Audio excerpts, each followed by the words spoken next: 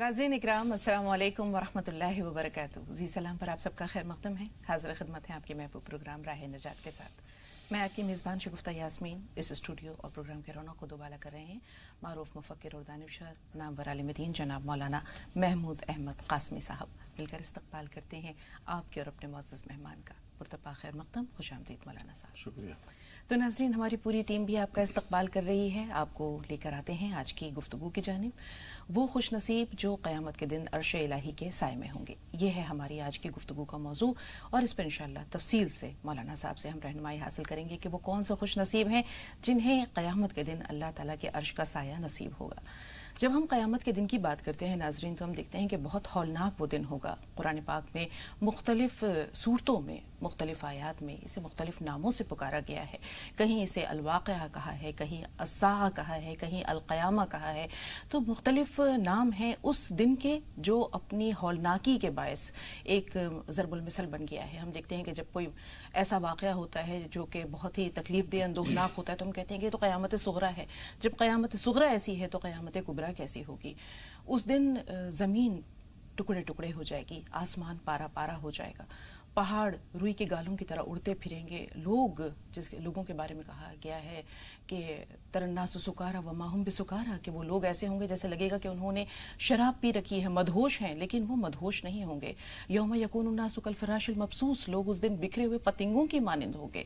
तो इस दिन का वाक़या या इसकी मंजरकशी जब रसूल पाक सल्लल्लाहु अलैहि वसल्लम ने हज़रत आयशा के सामने की कि आयशा, वो दिन ऐसा होगा जब लोग एक दूसरे के सामने बरहना पा होंगे, बिल्कुल उरियां, मादरजाद उरियां होंगे। तो हज़रत आयशा ने कहा कि या रसूल अल्लाह, वो दिन ऐसा होगा जब मर्द और औरत एक दूसरे को बेलिबास देखेंगे।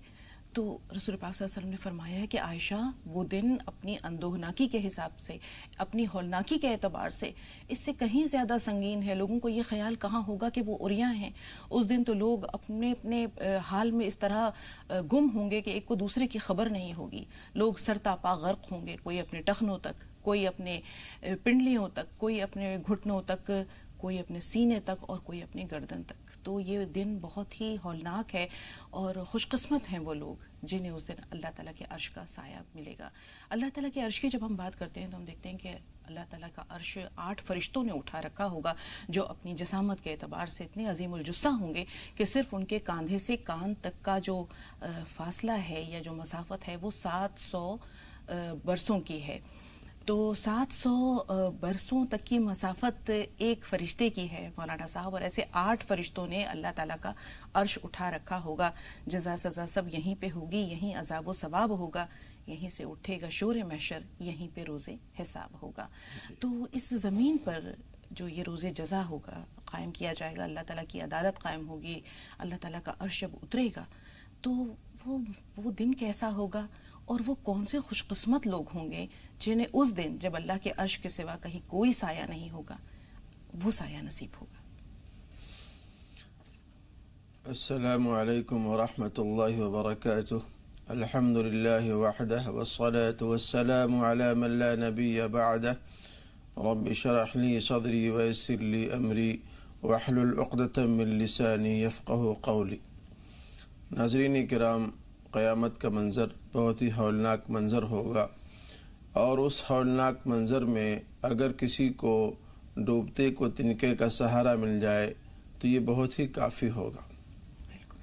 उस हौलनाक मंज़र में जब कोई साया नहीं होगा अल्लाह रब्बुल इज़्ज़त के अर्श अज़ीम के साए के अलावा, तो अल्लाह ताला कुछ खुश नसीब खुशबख्त ऐसे हैं जिनको अपने उस साए में जगह अता फरमाएंगे।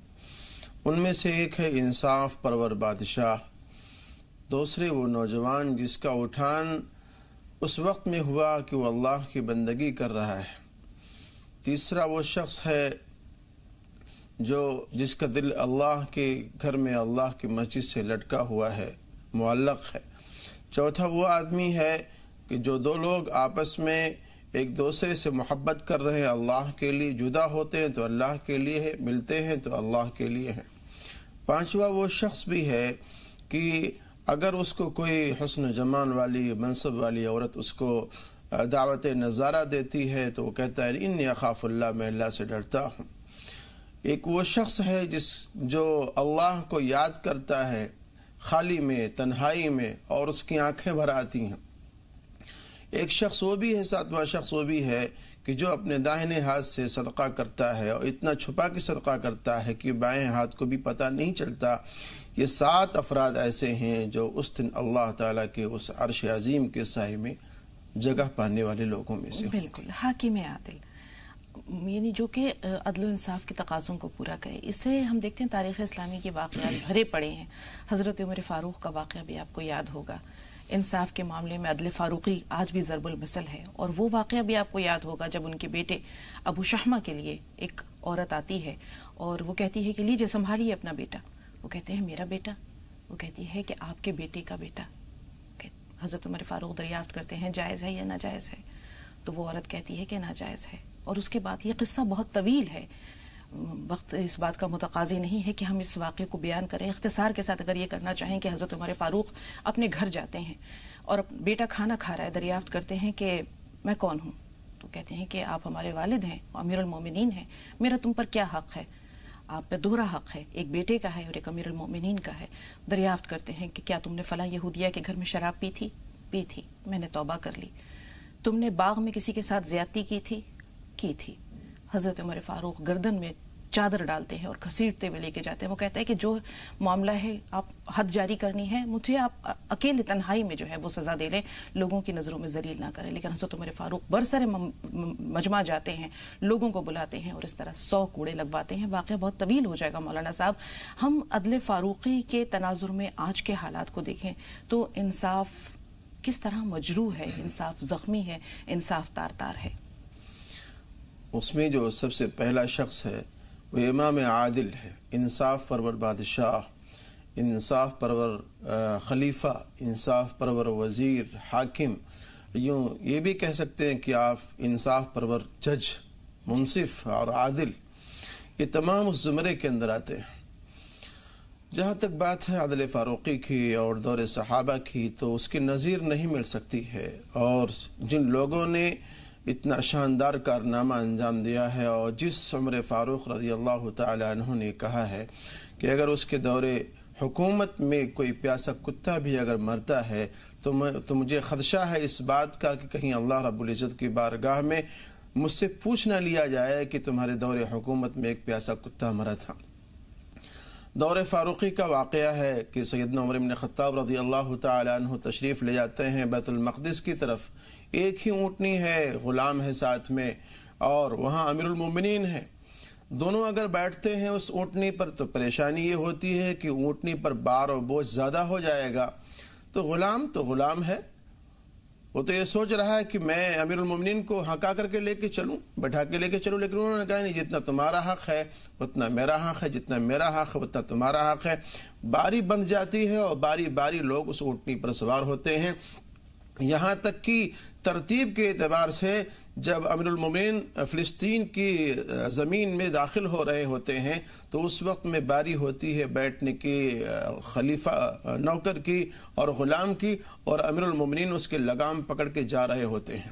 آج المیہ یہ ہے کہ اگر اپنا کوئی آدمی آ جاتا ہے، اپنا کوئی رشتہ دار آ جاتا ہے، کوئی بھائی ہے، بیٹا آ جاتا ہے، تو وہاں پھر عدل و انصاف کے پیمانے بدل جایا کرتے ہیں۔ وہاں عدل و انصاف کے پیمانے نہیں بدلا کرتے تھے، چاہے اپنا ہو یا پرایا ہو، وہاں بالکل عدل و انصاف کو بروئے کار لاتے ہوئے وہاں کام کیا جاتا تھا۔ اللہ رب العزت کا صاف فرمان ہے، ان اللہ یأمر بالعدل والاحسان، اللہ تو عدل اور احسان کا فیصلہ کرتا، حکم دیتا ہے۔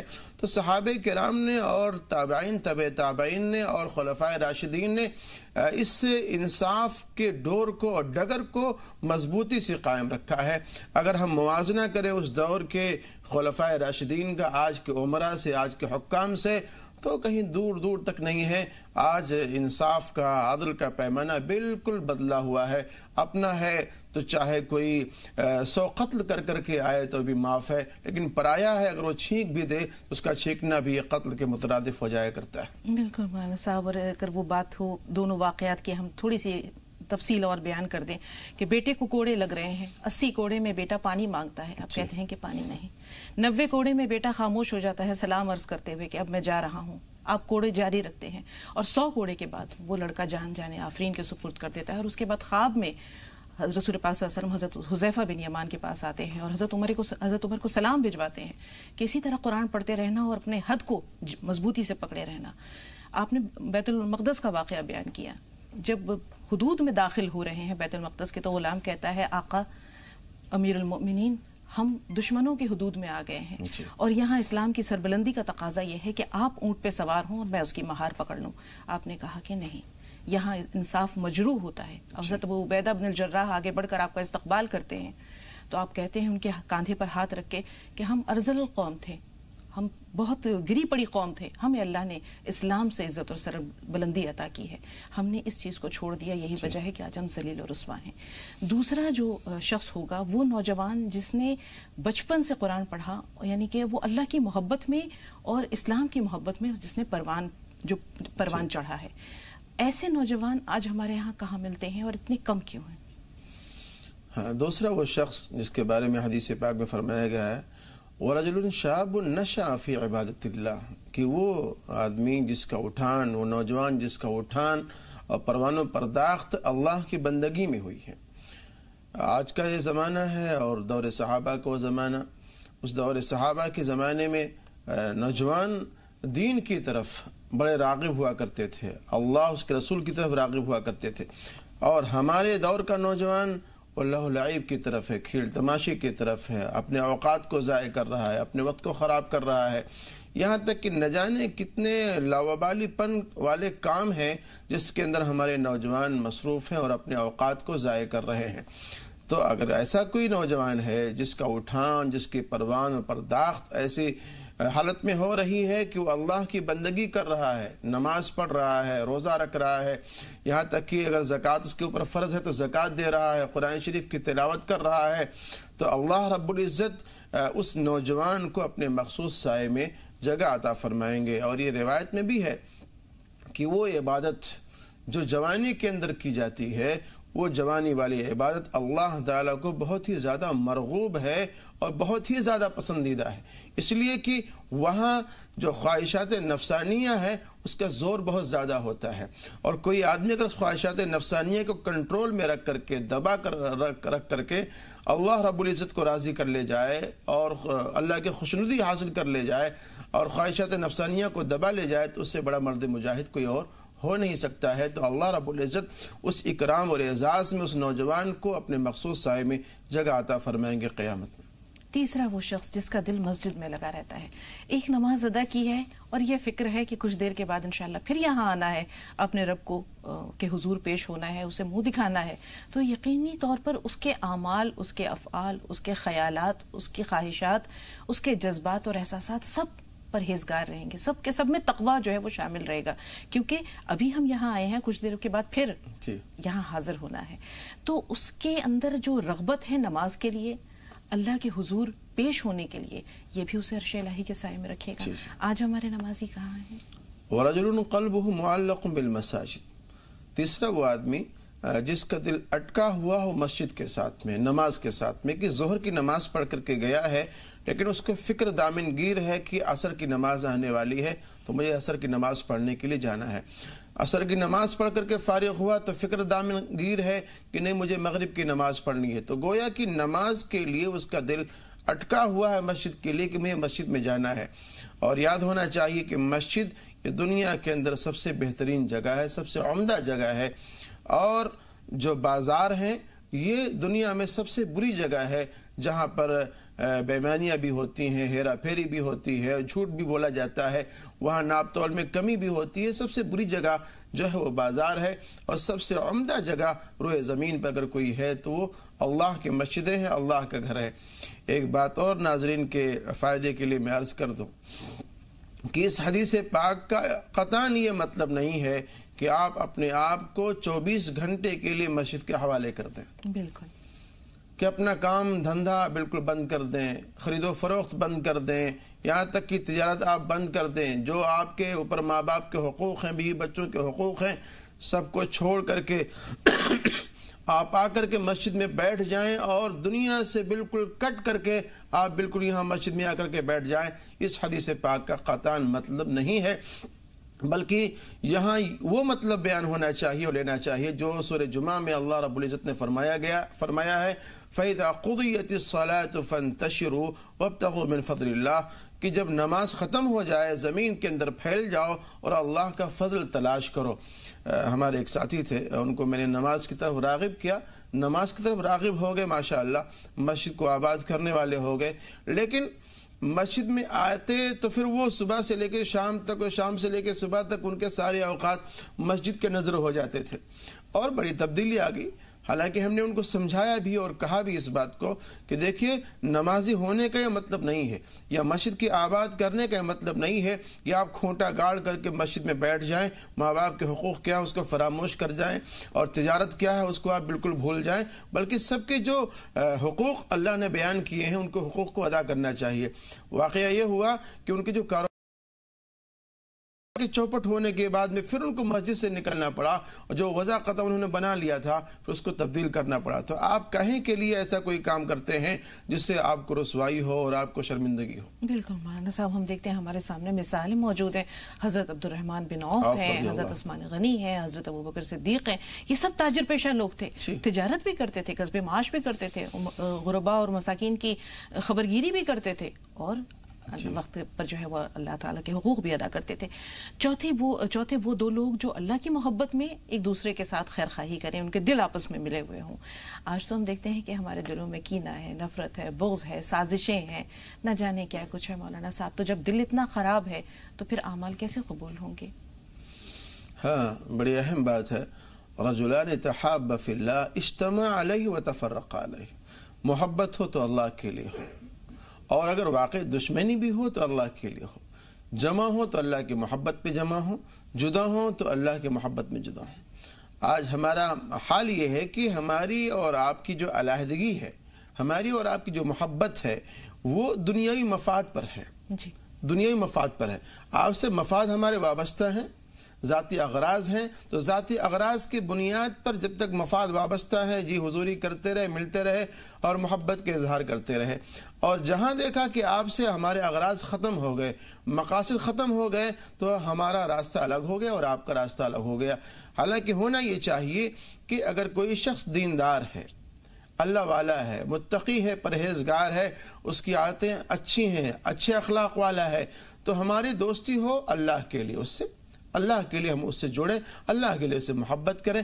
لیکن اگر خدا نخواستہ اس کے اندر کوئی تبدیلی آتی ہے، کوئی بدلاؤ آتا ہے، اخلاق رذیلہ کا وہ حامل ہو جاتا ہے، شخص وہ برائیاں کرتا ہے، تو اگر ہم جدا ہو رہے ہوں تو اس بنیاد پہ جدا ہو رہے ہوں کہ وہ شخص اللہ کا نافرمان ہے، اللہ کا دشمن ہے، اور اخلاق رذیلہ کے اندر وہ ملوث پایا جا رہا ہے. تو جدائیگی ہماری اس بنیاد پر ہونی چاہیے، نہ کہ اس بنیاد پر کہ ہمارے اغراض جو تھے وہ ختم ہو گئے تو ہم جدائیگی یہاں اختیار کر لیں. تو اکٹھا ہونا بھی اللہ کے لیے ہے اور دور ہونا بھی اللہ کے لیے ہے. یہاں دشمنی بھی اللہ کے لیے ہے اور دوست بھی اللہ کے لیے ہے. اگر یہ مزاج ہوگا اور یہ نظریہ ہوگا اور اللہ کے لیے محبت قائم کی جائے گی تو اللہ تعالیٰ اتنا خوش ہوں گے ان دونوں حضرات سے اور افراد سے کہ اللہ تعالیٰ اپنے مخصوص سائے میں ان کو جگہ عطا فرمائیں گے، اور اللہ کے اس مخصوص سائے کے علاوہ اس دن کوئی سایہ نہیں ہوگا. جی، پانچواں وہ شخص جسے کوئی حسن و جمال والی خاتون یا کوئی با اثر خاتون گناہ کی دعوت دے اور وہ شخص کہے کہ میں اللہ سے پناہ مانگتا ہوں. حضرت یوسف علیہ السلام کی مثال ہمارے سامنے ہے مولانا صاحب.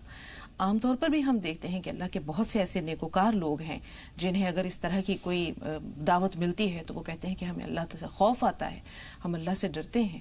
تو اس ایسے معاملات میں، ایسے نازک وقت میں خوف خدا یا تقوی، اس کا کیا رول ہے اور آج کے زمانے میں اس کی کیا اہمیت ہے؟ دیکھیے، بہت ہی اہم چیز ہے، اور ان تمام چیزوں کا دار و مدار انی اخاف اللہ، اللہ کا خوف، اللہ کی خشیت اور اللہ کا ڈر. جس دل اور دماغ میں یہ چیز راسخ ہوگی اور پیوستہ ہوگا تو یہ ہاتھ کپ کپائے گا کسی طرف اٹھنے سے، یہ آنکھ بھی شرمائے گی کسی کی طرف اٹھنے سے، یہ پیر بھی ہمارا تھر تھرائے گا کسی ایسے گناہ کی طرف چلنے کی وجہ سے. جب خوف خدا ہوگا، تب خوف خدا نہیں ہے تو سارے بندھن کھلے ہوئے ہیں، ساری بے شرمیاں ہیں اور تمام حجابات وہاں پہ ختم ہیں، وہاں آدمی جو چاہے وہ کرے. تو اللہ رب العزت نے ان تمام چیزوں کا جو پیمانہ رکھا ہے، جو کسوٹی رکھی ہے، وہ خوف خدا و خشیت الہی رکھی ہے۔ ایک وہ زمانہ تھا کہ اگر کوئی گناہ کی دعوت دیتا تھا، گناہ کی طرف بلاتا تھا، تو لوگ کہتے نہیں نہیں نہیں ہم یہ گناہ نہیں کر سکتے ہیں، گناہ سے بھاگتے تھے۔ لیکن آج کا زمانہ جو ہے، جس پہ ہم گزر رہے ہیں، جس دور میں ہم جی رہے ہیں اور سانس لے رہے ہیں، اگر اس کا ہم موازنہ کریں تو قدم قدم پر لوگ گناہ کرنے کو تلاش کرتے ہیں، گناہ کرنے کو تلاش کرتے ہیں، چاہے ظلم کے اعتبار سے ہو، چاہے عیاری مکاری کے اعتبار سے ہو، چاہے وہ سود خوری کے اعتبار سے ہو، چاہے زنا کے اعتبار سے ہو، چاہے تہمت و الزام تراشی کے اعتبار سے ہو، جس بھی اعتبار سے بھی گناہ ہو سکتے ہیں۔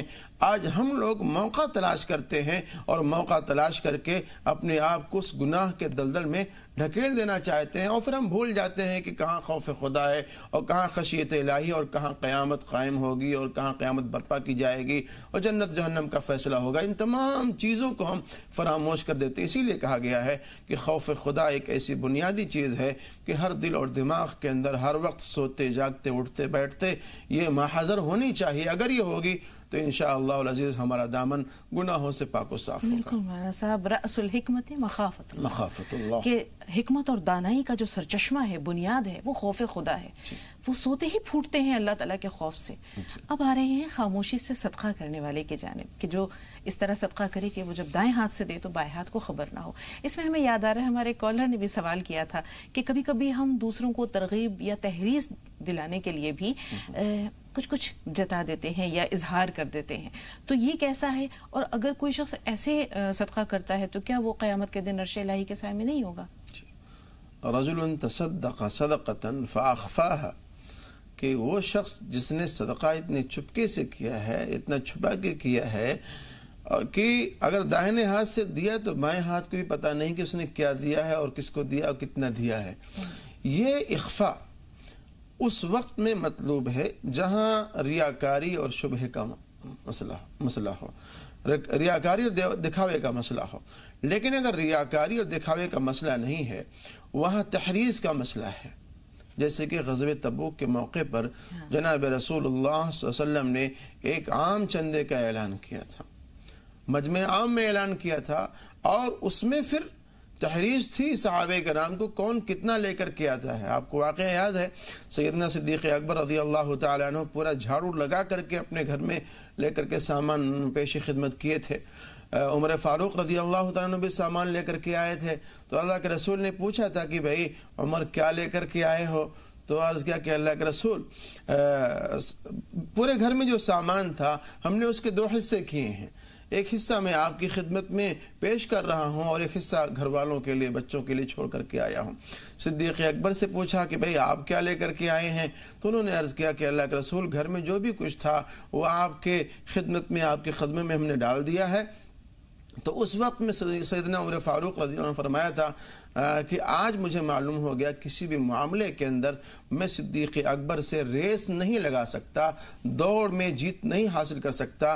قرآن کریم کی یہ آیت کریمہ ایسے وقت پر بہت ہی موزوں ہوگی، وَفِي ذَلِكَ فَلْيَتَنَافَسِ الْمُتَنَافِسُونَ، کہ ایسی ہی چیزوں کے اندر لوگوں کو تنافس کرنا چاہیے، ریس لگانا چاہیے، دوڑ لگانا چاہیے۔ آج ہماری جو ریس ہے، ہماری جو دوڑ ہے، وہ دنیا طلبی کے اندر، کہ آپ کا مکان بڑا عمدہ بن گیا ہے تو ہماری ریس یہ ہے کہ آپ سے عمدہ ہمارا مکان ہونا چاہیے۔ آپ کی گاڑی بہت عمدہ ہے تو سوچتے کہ نہیں آپ سے اچھی اور اعلیٰ کوالٹی کی ہماری گاڑی ہونی چاہیے۔ تو ریس اس معنی کر کے ہماری ہے۔ آخری جو پوائنٹ ہے، یعنی 7 لوگوں کا حدیث میں حوالہ ملتا ہے کہ وہ شخص جو تنہائی میں اللہ کے خوف سے رو پڑے، اس کی آنکھوں سے چشمے پھوٹ پڑے۔ 2 کالرز ہیں ہمارے پاس، لیکن اختصار سے یہ بھی جان لیں آپ سے کہ وہ کون سے خوش نصیب آنکھیں ہیں اور وہ کون سا خوش نصیب شخص ہے؟ وہ شخص جو تنہائی میں اللہ سے ڈرے، اللہ کے ذکر سے، اللہ کی یاد میں ڈرے، اور اس کی آنکھوں سے آنسو جاری ہو جائے۔ 2 قطرے اللہ کو بہت پسندیدہ ہیں، ایک قطرہ وہ جو اللہ کے راستے میں خون کا بہا ہوا ہو، اور دوسرا وہ قطرہ جو اللہ کے خوف سے آنکھوں سے ٹپکا ہوا ہو، گرا ہوا ہو۔ یہ پورے زندگی کے گناہوں کو سیکنڈوں میں دھونے کے لیے کافی ہے۔ بالکل مولانا صاحب، 3 اور اختصار کے ساتھ وہ شخص جو کہ کسی کو قرض دے اور اس میں مہلت دے یا پھر اس کو اللہ کے لیے چھوڑ دے، جو اپنے علم کو جو ہے ظاہر کرے اور دوسروں کی غلطیوں پر حلم اور بردباری کرے، تاجر الصدوق، سچا اور پاک باز جو تاجر ہے، اس طرح بھی اور بھی بہت سے لوگ ہیں جو قرآن پاک سے کا بہت زیادہ ذوق و شوق رکھنے والا. موقع ملا تو انشاءاللہ ان پر بھی آپ سے تفصیل لیں گے. فی الحال 2 کالرز ہیں ہمارے ساتھ، شمع ہیں اور نوشاد ہیں، اور یہ دونوں جو ہمارے کالرز ہیں یہ میرٹھ سے بول رہے ہیں. پہلے شمع صاحب آپ بتائیے آپ کا سوال کیا ہے. شمع فون لائن پر موجود ہیں. ہیلو جی بہن بتائیے سوال کیا ہے. السلام علیکم. وعلیکم السلام. جی مجھے سورہ بقرہ کے بارے میں معلوم کرنا تھا مولانا سے. جی میں یہ معلوم کرنا چاہ رہی تھی کہ ہم 3 سال سے بالکل ریگولر کنٹینیو پڑھ رہے ہیں سورہ بقرہ. تو پہلے تو اس کا مطلب بہت کاروبار میں برکت ہو رہی تھی، اور ابھی تھوڑے بہت دن سے بہت زیادہ پریشانی ہو رہی ہے. جو کاروبار تھا وہ بالکل ختم سا ہوتا جا رہا ہے. پتہ نہیں کیا نظر ہے، حسد ہے. یہ مولانا طارق بتا رہے تھے کہ کنٹینیو نہیں پڑھنی چاہیے، روک دینی چاہیے، کہ ہم 3 سال سے پڑھنے کے اس کو بالکل بند کر دینا چاہیے یا پھر کچھ گیپ کرنا چاہیے. اور ایک میرا سوال یہ تھا کہ جو کے لیے کچھ بتا دیجیے پڑھنے کے لیے. بہن آپ کی آواز چونکہ بہت ہلکی آ رہی ہے، اس لیے دوسرا سوال کیا آپ نے کیا ہے؟ دوسرا سوال شمع صاحبہ آپ نے کیا کیا؟ پہلا تو سورہ بقرہ کے حوالے سے ہے، دوسری بات آپ نے کیا کیا؟ کاروبار کے تعلق سے کہہ رہی تھی. رابطہ نہیں رہا. نوشاد بھائی آپ بتائیں آپ کا سوال کیا ہے؟ جی السلام علیکم، ڈاکٹر نوشاد بول رہا ہوں. باجی وعلیکم السلام ورحمۃ اللہ وبرکاتہ. کیسے ہیں بھائی؟ بڑھیا، آپ کی دعا ہے باجی، ماشاء اللہ بہت اچھا ہوں الحمدللہ. اور باجی مجھے ایک بات یہ معلوم کرنی تھی، جیسا ابھی آپ بتا رہے تھے کہ جو آنسو نکلتے ہیں، قطرے نکلتے ہیں آنسو کے، ان پہ اجر ملتا ہے. تو مانگنے پہ اجر، جو آنسو نکلتے ہیں ان پہ اجر ملتا ہے، اور جو خوشی میں آنسو نکلتے ہیں، اللہ کے شکرانے کے طور پہ آنسو جو نکلتے ہیں ان پہ بھی اجر ملتا ہے کیا؟ کیونکہ کل میرا بیٹا اور میری بیٹی انٹر میں دونوں ماشاءاللہ فرسٹ ڈویژن سے پاس ہوئے ہیں، اور وہ آپ کی دعاؤں کا ہی اثر ہے. بہت مبارکباد، بہت مبارک ہو نوشاد بھائی. یقینی طور پر اللہ کا فضل و کرم ہے اور آپ کی جو ہے وہ تربیت کا اثر ہے، ہمارے ناظرین کی دعاؤں کا یہ اثر ہے. تھوڑا سا انتظار، آپ کے سوال کا جواب ضرور دیں گے، لیکن جب بات مبارکباد کی ہو رہی ہے تو لگے ہاتھوں ہم سالار بھائی کو بھی مبارکباد دے دیں. آج 28 اپریل ہے، آج ان کے بیٹے کی شادی خانہ آبادی ہے. تو ہماری پوری ٹیم کی جانب سے، راہ نجات کی پوری ٹیم کی جانب سے، مولانا صاحب کی جانب سے، ہماری جانب سے، اطہر بھائی موجود نہیں ہیں ان کی طرف سے بھی آپ کو بہت بہت مبارک ہو. اللہ تعالیٰ کرے یہ تمام کام جو ہیں شادی کے بخیر و خوبی انجام پائیں اور اللہ تعالیٰ ان دونوں کو خوش رکھے. جمیل بھائی پونے سے ہیں. جمیل بھائی سوال بتائیے. جی سوال بتائیے جمیل صاحب، کیا سوال ہے آپ کا؟ السلام علیکم. وعلیکم السلام ورحمۃ اللہ وبرکاتہ. جمیل بھائی کی کال پہلے ہم لیں گے. ثنا آپ سے انتظار. وعلیکم السلام. جی ثنا بتائیے آپ کا سوال کیا ہے؟ میرا سوال یہ ہے باجی کہ ہم نے نا لون بغیر لون کا رکشہ لیے تھے. ہاں اپنے لون حرام ہے نا، اس لیے بغیر لون کا رکشہ لیے، اور اپنے لون حرام ہے نا اس لیے بغیر لون کا رکشہ لیے. اور اس میں کیا ہوا کہ ہمارے کو جس کا پرمٹ تھا نا، اس نے دلال نے کیا کرا، ہمارے رکشے پر لون کاٹ دیا اور اتنا پریشان کر رہا ہم کو کہ حد نہیں. اتنی پریشانی ہے کہ رکشے کا ہفتہ بھرتا نہیں ہے، اور بھرنے کا بولتے تو ہم سے جھگڑے کرتا. ہم بولتے ہم پولیس میں رپورٹ کریں گے، تو بولتا کہ جو دینے کا ہے وہ بھی نہیں دوں گا، اور پولیس کچھ نہیں کر سکتی. ہم کو اتنا پریشان کر کے چھوڑ دیا کہ حد نہیں تھا. ہم نے 2 پیسے جوڑ کر رکشہ لیے، اور رکشے کی ہمارے رکشے کی ایسی کر دیا آپ نے. اللہ آپ کی پریشانی ہم دور بہت کرے. پریشان ہیں. تھوڑا سا انتظار بہن، تھوڑا سا انتظار. اگلے مولانا صاحب کو بولیے ہمارے واسطے دعا کریں. بالکل دعا بھی کریں گے اور آپ کو کوئی وظیفہ یا دعا بتائیں گے بھی بہن. یہ جمیل صاحب کی اہلیہ بول رہی تھی. ثنا آپ بتائیے آپ کا سوال کیا ہے؟ ہیلو السلام علیکم ورحمۃ اللہ وبرکاتہ. وعلیکم السلام ورحمۃ اللہ وبرکاتہ. جی بہن. مولانا صاحب کو بھی السلام علیکم. وعلیکم السلام. جی میرا 2 سوال ہے. پہلا سوال یہ ہے کہ میرے بھائی کی شادی میری خلیری بہن سے لگی تھی، تو وہ کسی وجہ سے نہیں ہو پائی، اور ابھی بھائی کے لیے رشتہ دیکھ رہے ہیں، تو کچھ نہ کچھ پرابلم کی وجہ سے رشتہ نہیں ہو پاتا ہے. تو مولانا صاحب سے اس چیز کے لیے وظیفہ بتائیں. اور دوسرا سوال یہ ہے کہ ہمارے نانی جو ہے تو ان کی آنکھ کا بہت پرابلم ہو گیا تھا. بیچ میں ڈاکٹر نے کہا تھا آپریشن کروانے کے لیے، پر کسی وجہ سے وہ نہیں ہو پایا، اور ابھی ان کی دونوں آنکھ کی روشنی مطلب انہیں کچھ دکھائی نہیں دیتا ہے. بہن ایک چھوٹا سا سوال آپ سے جاننا چاہیں گے, اگر آپ مناسب سمجھیں تو اس کا جواب دیں, ورنہ کوئی مذائقہ نہیں ہے.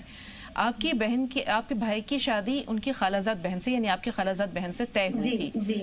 رشتہ نہ ہونے کی وجہ کیا ہے؟ اتنی قرابت ہے. میری خلیری بہن نے کہا کہ بھائی ہے تو مطلب ہم بچپن سے انہیں بھائی بھائی کہتے آتے ہیں, تو ایک دم سے مطلب رشتہ کیسے ہوگا اور ہم رشتہ کیسے کریں؟ ٹھیک ہے, آپ کی طرف سے کوئی زور زبردستی یا زیادتی نہیں, ہماری یہ طرف بہت سے کوئی اچھی زور بات ہے. زبردستی نہیں تھی. ٹھیک ہے بہن, ہم نے کہا کہ آپ کی مرضی ہے, کیونکہ لڑکی کی زور زبردستی کے بنا شادی مطلب وہ نہیں, اس کی رضامندی ضروری ہے. جی مولانا صاحب, اب فی الحال کوئی وظیفہ بتا دیجیے تاکہ رشتہ اچھی جگہ ہو جائے. ایک وظیفہ نوٹ کر لیں اس کو شادی کے لیے. هو الذي خلق من الماء بشرا فجعله نصبا وصهرا وكان ربك قديرا. آپ اس کو 21 دن تک پڑھیں 313 مرتبہ, انشاءاللہ العزیز کوئی معقول رشتہ آئے گا. اس کے ساتھ میں یا لطیفوں بھی ملا لیں 300 مرتبہ روزانہ پڑھنے کے لیے, تو اللہ رب العزت کوئی نہ کوئی انتظام جلدی سے کرے گا. جی, نانی کی آنکھوں کی روشنی کا مسئلہ ہے. ایک آیت کریمہ فَكَشَفْنَا عَنْكَ غِطَاءَكَ فَبَصَرُكَ الْيَوْمَ حَدِيدٌ, اس کو 3 مرتبہ پڑھیں اور 3 مرتبہ پڑھ کر کے جو شہادت کی انگلی ہے اس پہ دم کریں. دم کرنے کے بعد یوں آنکھوں کی جو پلکیں ہیں نیچے سے اس پہ پھیر لیا کریں. انشاءاللہ اللہ چاہے گا تو بینائی لوٹے گی اس, اور بصارت میں تیزی ہوگی. یہ سورہ قاف کی آیت ہے. جی. شمع صاحبہ کا جو سوال تھا سورہ بقرہ کے حوالے سے ہے. 3 سال سے لگاتار پڑھ رہی ہیں, تو کیا لگاتار پڑھنا چاہیے, بیچ میں گیپ ضروری ہے, کیونکہ حالات آپ نے دیکھے کہ کچھ اتار چڑھاؤ ہیں. سورہ بقرہ کی جہاں تک تلاوت ہے اچھی چیز ہے, اور اس میں بہت سارے خیر و برکات ہیں, بڑے فضائل اس کے بیان کیے گئے ہیں. لیکن جن چیزوں کے لیے وہ پڑھ رہی ہیں, جن چیزوں کے لیے پڑھ رہی ہیں, دراصل یہ کہ بیماری کی جب تک تشخیص نہ ہو, ٹھیک ہے, اس کا علاج صحیح نہیں ہو پاتا ہے. اب مسئلہ ہے کاروبار کا, بزنس کا, اس کے لیے سورہ بقرہ پڑھ رہی ہیں, تو ظاہر سی بات ہے سورہ بقرہ اتنا مداوا اس کام کے لیے نہیں کر پائے گا. میں نے بارہا ناظرین سے اپنے کہا ہے کہ جو چیز سنت نبوی سے ثابت ہے اس کو اپنی زندگی میں لانے کی کوشش کرے. اور میں نے یہ دعا بھی تمام حضرات کو بتلائی ہے, اللہم اغفر لی ذنبی ووسع لی فی داری وبارک لی فی رزقی. یہ سنت نبوی سے ثابت ہے, اللہ کے رسول دوران وضو پڑھا کرتے تھے. اس میں 3 چیزوں میں خیر مانگی گئی ہے. اللہم اغفر لی ذنبی, اللہ میرے گناہوں کو معاف فرما دے. ووسع لی فی داری, میرے گھر میں توسیع کر دے. وبارک لی فی رزقی, اور میرے روزی میں برکت دے. نبی کا یہ معمول ہے اور سنت رسول سے ثابت ہے, حدیث میں ثابت ہے. اس کو کریں گے انشاءاللہ بڑا فائدہ ہوگا. اور اس کے ساتھ ساتھ اگر اس دعا کو آپ پڑھ سکیں, میرا یہ معمول ہے, یا اللہ یا اللہ یا اللہ یا رب یا رب یا رب, اس دعا کو بھی پڑھیں. کتنی بار مولانا صاحب؟ یہ 3 مرتبہ پڑھنا ہے اس کو, فجر کی نماز کے بعد میں, مغرب کی نماز کے بعد میں, تو انشاءاللہ العزیز اس میں بھی بہت فائدہ ہوگا. بہت شکریہ, جزاک اللہ. گڑیا اتراکھنڈ سے. جی بہن, سوال بتائیے. گڑیا ہمیں سن پا رہی ہیں آپ؟ ایسا لگتا ہے رابطہ نہیں ہے. شیخ صاحب آپ کہاں سے بول رہے ہیں؟ کولکتہ سے بول رہے ہیں. جی سوال بتائیے. جی سوال بتائیے. میرا سوال ہے, جو رمضان مہینہ جو آ رہا ہے نا, تو مہمان مہینہ آتا ہے, سال میں ایک بار ہی آتا ہے. جی. جو سورہ بقرہ میں پڑھا تھا, سورہ بقرہ میں 187 جو آیا تھا نمبر ہے. ہاں, ہم بنگالی لینگویج کے آدمی ہے, ہم ہندی ہم بولنے نہیں آتا. نہیں, آپ جو بول رہے ہیں بہت اچھا بول رہے ہیں شیخ صاحب, بات جاری رکھیے. جی ہاں جی, میں بول رہا ہوں, میں جاننا چاہتا ہوں جو کلام پاک ہے جو سورہ بقرہ ہے نا, 187 جو آیت نمبر ہے, اس میں لکھا ہے ثم یاتم الصیام ولیل اللیل. اللہ جو روزہ رکھنے کے جو حکومت کر رہا ہے, اس کا مطلب کس ٹائم پہ ہم روزہ رکھیں گے, کس ٹائم پہ ہم روزہ کھولیں گے. تو دنیا بھر تو رمضان کا مہینے میں اذان جب پکارتا ہے اس ٹائم روزہ توڑ لیتا ہے, اور جب صبح فجر کا وقت میں جب اذان پکارنے کے پہلے بول دیتا ہے جب اور سحری مت کھائیے. جی, قرآن میں لکھا ہے جتنا وقت اندھیری رہے گا اتنا وقت آپ کھا سکتا ہے, آپ اطمینان سے, اور روزہ کو رات تک پورا کرو. مطلب جب اندھیری تھوڑا آئے گا اس ٹائم روزہ کھولیے.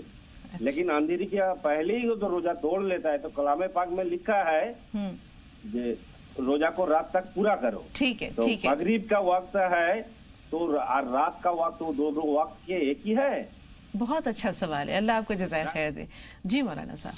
दरअसल जो सवाल है इल्मी सवाल है, माशाअल्लाह, और अच्छा सवाल है। अल्लाह इस तरह के सवाल लोगों के दिलों में डाले भी। दरअसल फुक़हा ने और उलमा किराम ने और आइम्मे तफसीर ने जो वक्त मुतय्यन किया है, जो वक्त मुतय्यन किया है सुबह सादिक़ का या गुरूब आफ्ताब का, जो रात और दिन का सुबह सादिक़ का जो मसला मुतय्यन किया हुआ है, वो उस तयीन के एतबार से है। उस तयीन के एतबार से है कि जब अजान होगी फजर सुबह सादिक़ की तब सहरी करना हम बंद कर देंगे, और जब गुरूब आफ्ताब हो जाएगा, रात की शुरुआत हो जाएगी, तो फिर हम इफ्तार कर लेंगे। अल्लाह के रसूल की प्यारी सी हदीस है, और अल्लाह के रसूल ने मना किया है कि इफ्तार में ताख़ीर मत किया करो, इफ्तार में ताख़ीर मत किया करो, इसलिए कि इफ्तार में ताख़ीर ये अहले यहूद से मुशाबहत लाजिम आता है, मुशाबहत लाजिम आता है। तो अइम्मे तफसीर ने, फ़ुक़हा ने, सहाबे किराम ने जो इस मफ़हूम को, मतलब को समझा है, और तवातुर के साथ में जो चीज़ हमारे यहाँ मौसूल होती हुई आ रही है, हम उसी के एतबार से अमल कर रहे हैं। जी, दो कॉलर्स और हैं। बरेली से सानिया। जी बताइए बहन, सवाल क्या है? हेलो जी सानिया साहब, सवाल बताइए।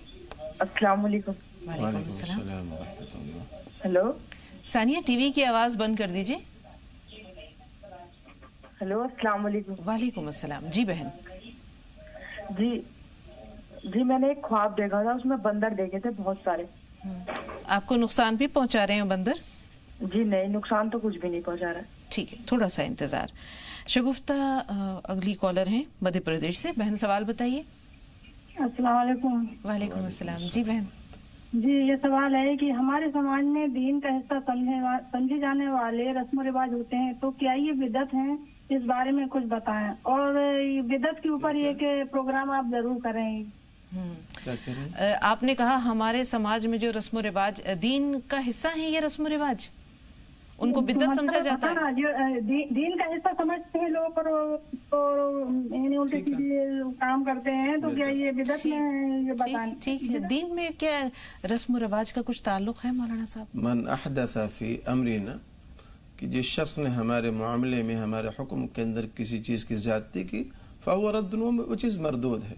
अब कोई चीज़ आसार सहाबा से साबित नहीं है, कुरान से साबित नहीं है, रसूल से साबित नहीं, उलमा बुजुर्गान दीन से साबित नहीं है, और उसको दीन बना करके पेश करना, और उसको बहुत मजबूती से पकड़ करके उस पर अमल करना, इसी का नाम बिदअत है। तो ऐसी चीज़ों को दीन समझना और उसको दीन समझ करके करना, ये गलत है, इससे परहेज करना चाहिए। बिल्कुल, दीन तो बहुत आसान है, और जो रसूल पाक सल्लल्लाहु अलैहि वसल्लम से, आपके सहाबा इकराम से साबित है, वो चीज़ें जो है वो हमारे लिए काबिल तक़लीद हैं। सानिया ने ख्वाब में बंदर देखे हैं, ताबीर क्या हो सकती है? कोई हरज नहीं है उसमें, लेकिन फिर भी अल्लाह के रास्ते में कुछ सदका वगैरह निकाल लें तो बेहतर। जी, खुशी के आंसू, क्या इन पे भी अजर मिलता है मौलाना साहब? ये नौशाद भाई का सवाल। हाँ नहीं, बेहतर है। और वो खुशी के जो आंसू होते हैं उमूमन उसमें अल्लाह रब्बुल इज़्ज़त का तशक्कुर होता है, उसका इम्तिनान होता है, उसका एहसान मंदी के आंसू होते हैं, वो तो बहुत अच्छी बात है। उस पर भी अल्लाह की तरफ से अजर मिलेगा, और जो अल्लाह के खौफ से आंसू निकलते हैं उस पर भी अल्लाह का अजर मिलेगा। एक वो जो वजीफ़ा में बतला रहा था, वो थोड़ा सा उसमें रह गया था, बात कट गई थी खैर व बरकत के ताल्लुक़ से। उसको मोहतरमा से मेरी दरख्वास्त थी कि उसको नोट कर लें। या अल्लाह या अल्लाह या अल्लाह, या रब्बु या रब्बु या रब्बु, या हय्यु या क़य्यूम, या ज़ल जलाली वल इकराम, अस्अलुका बिइस्मिकल अज़ीमिल आज़म अन तरज़ुक़नी रिज़्क़न वासिअन हलालन तय्यबन बिरहमतिका या अरहमर राहिमीन। इसमें आज़म वगैरह का भी इस्तेमाल है। इसको फजर की नमाज के बाद और मगरिब की नमाज के बाद 3-3 बार पढ़ें, इंशाअल्लाह फ़ायदा होगा। ये हमारा भी मामूल है। बिल्कुल। एक बहन का सवाल है जिन्होंने रिक्शा लिया था, वो बहुत परेशान है, उनके बारे में तफसील से जानेंगे। सलीम भाई का सवाल ले रहे हैं, बिहार से हमारे साथ हैं। जी सलीम भाई, सवाल बताइए। टीवी की आवाज़ म्यूट कर दीजिए सलीम साहब। जी सलीम भाई, टीवी की आवाज़ बंद कर दीजिए, सवाल बताइए। टीवी की आवाज़ म्यूट कर दीजिए सलीम साहब। सलीम भाई, काफ़ी इंतज़ार की ज़हमत हो रही है, बराहे करम टीवी की आवाज़ म्यूट कर दें। हम माजरत खा हैं सलीम भाई, आपसे बात नहीं कर पाएंगे। राहिला हमारे साथ हैं। जी बताइए, सवाल क्या है? रोजा रख सकते हैं? कब रोजा रख सकते हैं बहन, जरा सवाल दोहराइए। जी मैम, अभी हमारी मिसकैरेज हो गया है ना, लगभग एक आध हफ्ता 15 दिन तक हो रहा है। हाँ, तो हम उसमें क्या अभी रोजा रख सकते हैं? अच्छा, सिर्फ 1.5 महीना हुआ था, कोई बहुत ज्यादा टाइम भी नहीं हुआ, तो हमें लगा एक बार हमें उलमा से राय लेनी चाहिए। आपको मिसकैरेज कब हुआ था राहिला? मिसकैरेज ये 15 दिन हो रहा है अभी में हुए। अभी तो खैर एकदम सब कुछ क्लियर हो गया है। जी जी जी, ठीक है। हम उसमें रोजा रख सकते हैं? बिल्कुल। तकरीबन हफ्ता दिन बाद जो है, 8-10 दिन बाद रमज़ान मुबारक की आमद है इंशाल्लाह। तो जैसे इन्होंने अपना मसला बयान किया मौलाना साहब, उस वक्त ये रोज़े रख सकती हैं? देखिए, एक तो मुतादा जो आदत होती है आमतौर से ख़वातीन की, उसके अलावा अगर कोई इस तरह के मसाइल पेश आते हैं तो उसको मुस्तहाज़ा कहा जाता है, और उस मुस्तहाज़ा की हालत में न रोज़ा माफ़ है, न नमाज माफ़ है, बल्कि उसको बीमारी समझा जाएगा, और बीमारी की शक्ल में फ़रोक एक उज़्र उसको नहीं समझा जाएगा, बल्कि आपको नमाज पढ़नी भी होगी और रोज़ा भी रखना होगा। लेकिन जो आदत है, उस आदत में जो चीज़ें पेश आती हैं, उन अय्याम के अंदर वो चीज़ें माफ़ हैं। जी, एक बहन ने जो बताया कि रिक्शा लिया था और बहुत परेशान है, अब क्या करें कि अल्लाह ताला उनकी परेशानी भी दूर करे और वो शख्स जो उन्हें परेशान कर रहा है अल्लाह उसे हिदायत दे? अवलन तो ये है कि उन्होंने उस मामले को उस वक्त में साफ नहीं किया था। उस डीलर ने या बेचने वाले ने इनको धोखा दिया है, धोखाधड़ी से काम लिया। और उमूमन इस तरह के मामलात बगैर लोन के होते नहीं हैं, बगैर लोन के होते नहीं है। तो कैश दीजिए मुकम्मल, या तो फिर लोन लीजिए। ऐसा कोई कर्ज के तौर पर कंपनियां या इस टाइप की चीज़ें देती नहीं हैं, उसमें अपना फ़ायदा और बिजनेस माइंड ज़रूर रखते हैं लोग। तो इनको धोखा दिया गया है उसमें, और ऐसे गबन से और ऐसे गबन देने वाले से, धोखा देने वालों से अल्लाह महफूज रखे और बचाए। उनसे दरख्वास्त यह है कि इज्तिमाई तौर पर घर वाले बैठ कर के इशा की नमाज के बाद एक एक तस्बीह आयत करीमा की पढ़ लिया करें, आयत करीमा की पढ़ लिया करें, ला इलाहा इल्ला अंत सुब्हानक इन्नी कुन्तु मिनज़ ज़ालिमीन। उसमें से कोई एक आदमी दुआ करा दे बैठ करके कि अल्लाह जो कुछ पढ़ा गया है, इस अमल की बरकत की वजह से जो आने वाली मुसीबत है जो पेश आ गई, इस मुसीबत से हमें छुटकारा अता फरमा। अल्लाह बड़ा रहीम करीम है, कोई ना कोई रास्ता निकालेगा इंशाअल्लाह। महराज उत्तराखंड से। जी बताएं बहन, सवाल क्या है आपका? महराज, हमें सुन पा रही हैं आप? ख्वाब देखते हैं और जरा हमारी बेटी की तबीयत खराब, इसकी वजह से। जी, आप ये बताएं, आप ख्वाब में क्या देखती हैं? आज ख्वाब में देखी शादी ब्याह है, कहीं लैट्रिन में जा रही हैं, सब देखा। ठीक है। और जी हाँ, और दूसरा सवाल ये कि हमारी बेटी की तबीयत अच्छी नहीं रहती। ठीक है बहन, दोनों सवाल नोट कर लिए, थोड़ा सा इंतजार। नाजिया उज्जैन से। नाजिया, आपका सवाल क्या है? हाँ, जरा उनका ये कैंसर सीना में आ गया था 4 साल पहले। हाँ, ब्रेस्ट कैंसर, तो ओवरी में आ गया फिर। तो इसके लिए दुआ बताएं कुछ कि अब ना। ठीक है रजिया साहब, थोड़ा सा इंतजार। जी, ब्रेस्ट कैंसर था, अब ये ओवरी में भी जो है कुछ प्रॉब्लम आ रही है। एक आयत करीमा है, अला यअलमु मन खलक़ व हुवल लतीफ़ुल खबीर, अला यअलमु मन खलक़ व हुवल लतीफ़ुल खबीर। इसको नोट कर लें और याद कर लें। 2022 मरतबा अव्वल आखिर दरूद शरीफ पढ़ करके किसी पानी की बोतल में दम करके रख लें और इसको पिए, इंशाअल्लाह अज़ीज़ इफ़ाक़ा होगा। जी, 2 सवाल हमारे पास और हैं महराज साहिबा के। पहले तो वो ख्वाब में देखा उन्होंने आज ही कि शादी ब्याह का माहौल है, कहीं कुछ खुशी की तकरीब है, इसकी ताबीर क्या हो सकती है मौलाना साहब? ताबीर कोई बुरी नहीं है, ठीक है, और अल्लाह रब्बुल इज़्ज़त के बारगाह में सजदे शुक्र अदा करें, उसका एहसान माने। जी, बेटी की तबीयत ख़राब रहती है। बेटी की तबीयत ख़राब है तो उसके लिए एक मखसूस वजीफ़ा कर लें कि कोई घर में एक आदमी सिरहाने खड़ा हो करके, जिनकी तबीयत ख़राब है, वो लेटी हुई हो, कोई आदमी खड़ा होकर के सिरहाने इतने ज़ोर से कि वो सुन सकें या सलामो 131 मरतबा पढ़े वो खड़ा होकर के, और वो सुनते रहें उसको बगौर, इंशाअल्लाह फ़ायदा होगा इंशाअल्लाह। यूपी से शाकिर भाई। जी बताएं भाई, सवाल क्या है? शाकिर भाई, हमें सुन पा रहे हैं आप? जी, अस्सलाम वालेकुम। वालेकुम अस्सलाम व रहमतुल्लाहि व बरकातहू। जी, ये मुझे मालूम करना है, मेरा भाई 4 साल से सऊदी अरब के अंदर है। आपके भाई कहाँ हैं? तो मैं मिल गया उससे भी। तो मैं वो میرے بار بار میرے اس میں خواب میں آ رہا ہے جانے وہ گھر پہ آ گیا، گھر پہ آ گیا، انتقال کر گیا۔ شاکر بھائی آپ نے اپنے بھائی کے بارے میں کیا بتایا؟ آپ کے بھائی کہاں ہیں؟ میرے بھائی سعودی عرب کے اندر ہے۔ سعودی عرب میں ہے؟ اچھا جی۔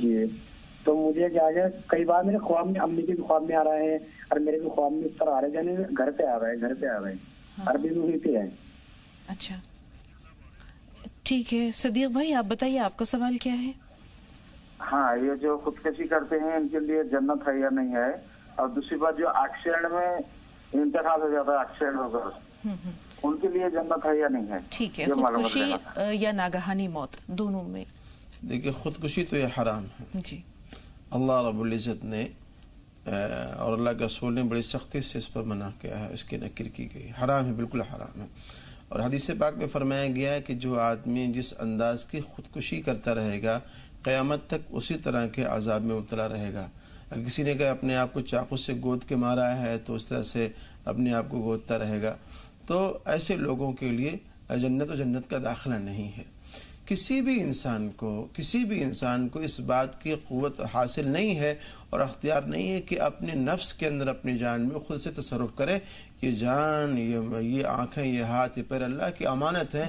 اللہ نے جس کو جس طرح سے استعمال کرنے کا حکم دیا ہے اس کو اسی طرح سے استعمال کرنا یہ امانت داری ہے، اس کے علاوہ اس کو استعمال کرنا یہ خیانت ہے۔ بہت بہت خوبصورت مثال آپ نے دے دی مولانا صاحب۔ اب یہ بتائیں ناگہانی موت اگر ایکسیڈنٹ ہو جاتا ہے؟ لیکن ناگہانی جو موت ہے اس میں کوئی جیسے کہ حدیث پاک میں جن چیزوں کا تذکرہ کیا گیا ہے کہ اگر کوئی ایسا ہے بچے کی پیدائش میں کسی عورت کا انتقال ہو جاتا ہے یا پیٹ کے درد میں انتقال ہو جاتا ہے تو ایسے لوگوں کو دنیاوی اعتبار سے شہید کا حکم دیا گیا ہے، اخروی اعتبار سے تو نہیں لیکن دنیاوی اعتبار سے اللہ تعالیٰ ان کو اعزاز و اکرام سے نوازے گا۔